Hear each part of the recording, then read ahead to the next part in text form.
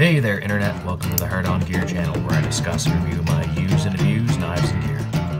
Thanks again to other people for spending money on knives. This fella has given me a few knives now to do videos on, and thanks again to Mr. Bubbles. This is the Spyderco Endura 4, pretty similar to one knife that I haven't had on the channel for a little while because it's been in pieces and I've kind of reassembled it, sort of, half, kind of, maybe, not so much, because, you know, anyways, this is kind of mostly the Pacific Salt 2, which, if you have noticed, and I've mentioned many times, it was pretty much an identical but more rust-proof copy of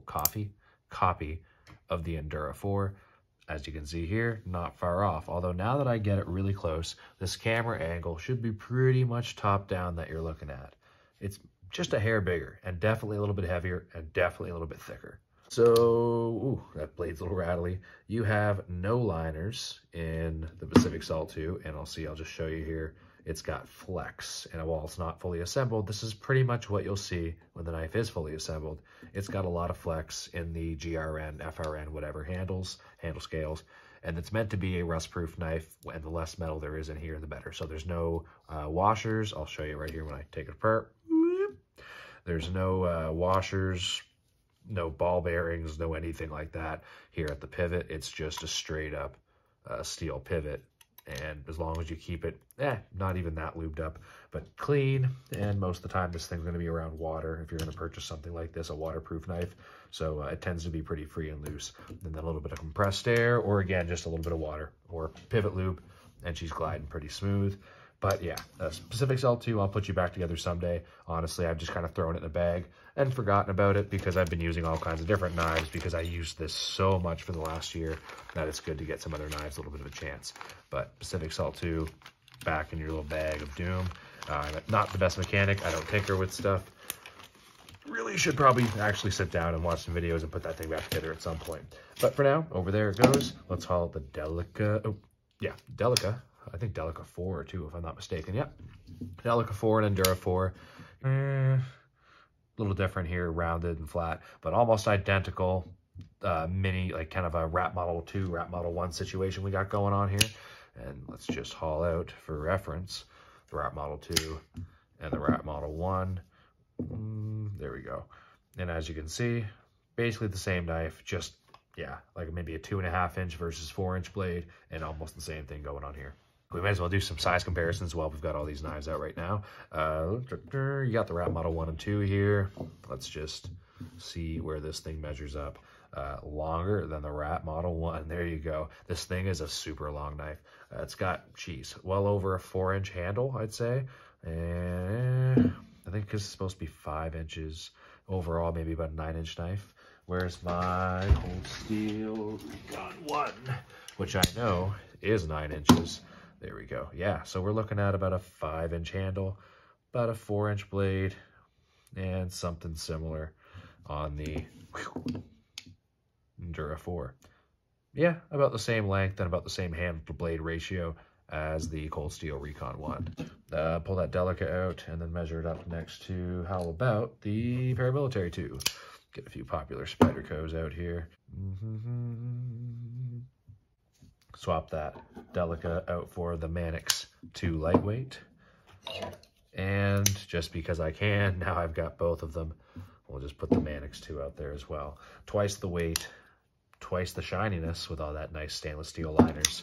But yeah, this thing does pretty much everything that the full size or full weight version does. But it's way awesomer. Let's just have a Spyderco family picture out here. Am I missing one? Oh, the Pacific Salt 2. Yeah, we'll just, you know, put you down here. But the Spyderco family is growing larger. So this is supposed to be a video about this Endura 4, and I haven't really talked about it a whole much yet. A whole lot is the words I'm trying to make come out of my mouth. So let's see what we're looking at here for structural integrity and build and all that stuff. You've got nested stainless steel liners. I guess what, semi-milled stainless steel liners. There's some cutouts and different things made to take the weight out. Definitely 100% more sturdy than the Pacific Salt 2, as I was showing you the flex in that other knife, the green handle Pacific Salt 2.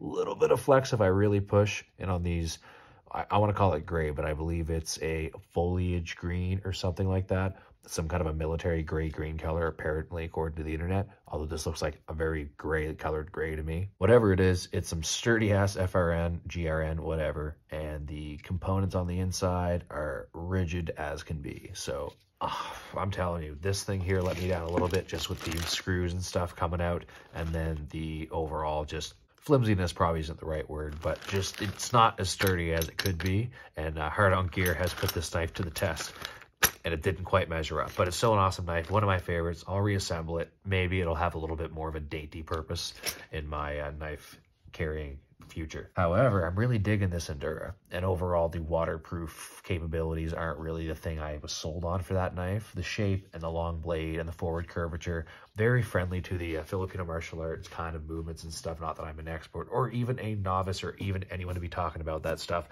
but I just kind of mess around with it in my basement enough to know that this forward curvature works really well. And if I'm not mistaken, as a Filipino martial arts nerds / experts, like Paul Ingram, coming off the top of my head, uses, I think, a Pacific Salt or Enduras as his main folding knives for the exact reason of that whole Filipino martial arts thing. So if you're looking for some kind of a long folding knife that's good for police, military, self-defense if you're legally allowed to carry it, or for, like myself, carrying something for a tool, and if a coyote attacks me, I can pull out this tool and stab it 47 times in the face, the Endura could be a pretty good choice. It also comes with, doesn't come with a trainer, but you can get a trainer for the Endura, a full-size trainer that's, I think, pretty much identical weight and all that stuff. So I think the same thing for the Delica and a few different Spyderco knives like the Yojumbos, self-defense knives and stuff. But yeah, check those ones out if you're looking for self-defense knives. Anything from Spyderco or anything from any brand that comes with a trainer is normally a good choice, because then you can go a little more intense with your training and do knife-on-knife stuff with your buddies. And you get some good jiu-jitsu buddies or anything like that, or Muay Thai, anyone who does a little bit of grappling or has good striking, get them some training knives and go play around. iPros, normally not a bad idea. Fencing gear and gloves if you want to go next level and try not to hurt yourselves. But yeah, not a bad defensive knife in my unprofessional, unqualified opinion. The specs of the knife itself, I'd really need to grab a measuring tape and bring it out here and have that for these videos again. But yeah, we're looking at about a 4-inch-ish blade with about a 5-inch-ish handle for about 9-inch-ish overall. 4-way pocket clip, tip up, tip down, either side, all kinds of options, whatever you want there. Screws are looking to be the typical T6 for the body, and the pocket clip, if I could talk, and T8 for the pivot. This has phosphor bronze, if I do remember the specs correctly. So phosphor bronze washers. I cannot talk today at all, but a little more smooth in the deployment and the close. Woo, definitely still not a super fliggy, smooth, like ball bearing type deployment, but I don't know if I'm going to get like still reverse flick this thing without a whole lot of effort. It's fairly new, not even that broken in yet. I'm sure it'll only get better. The blade itself, it's got that nice typical big thumb ramp that a lot of Spydercos have with these beautiful blades. It's a pretty thin blade for a Spyderco, actually. Let's just haul out even the paramilitary 2, which isn't a huge knife. It gets pretty wide towards the top of that big old hole that Spyderco likes to put on their knives. Way thinner than the Mannix 2's leaf-shaped blade. Significantly thinner. Whether you're processing food or any kind of flesh or whatever material, this long slicey blade, nice and thin, pretty thick behind the edge, so it's still quite sturdy. Actually, I don't know what the word I was going for, sturdy, but it's as thick behind the edge as the Cold Steel Recon 1, which pretty good measuring point for you. And I don't really see any structural issues in this. Of course, if the blade's going to break, the tip's probably going to go first. Next, most likely, is right where that big hole is. But I think you'd really have to do some crazy stuff with this knife, and you'd probably break the pivot before you ever broke the actual blade. The typical Spyderco backlock on this thing, which is as good of a backlock as any knife. A lot easier to actuate, that's the word, actuate, than the Cold Steel Triad locks by a long shot. You get used to the Triad locks eventually, but they're way heftier, and if you're using a big cleaver freaking knife like a Spartan or one of those Espadas or something like that, and you go to like do that whole drop shut and you don't have your thumb or finger in the right spot, you could freaking guillotine your finger right off. So careful with the Triads. Not so much of a big deal with the backlock on these nice Spydercos. Pretty smooth, pretty shiny, pretty nice. Big fan of this knife. When the guy who got this knife for Christmas, I think, showed me this, I was immediately very happy and told him to start carrying this instead of that CRKT Fossil. Did a video on that a few weeks ago. Nice knife, not a great EDC work knife. This thing, great EDC work knife. Other specs I haven't talked about yet. Saber grind, yeah. Different than a lot of the Enduras out there, different than a lot of knives out there, a lot of Spydercos at least, that sport more of a full flat grind, like these bad boys. So one single transition down to that one single secondary bevel versus this super high saber grind. Like picture a saber with a super high saber grind. I guess that's where the saber name comes from. Not a super big expert on that, but it sure makes sense in my head. Yeah, I think we've nailed pretty much everything we got to nail on this thing. Again, really good purchase slash gift or whatever it was.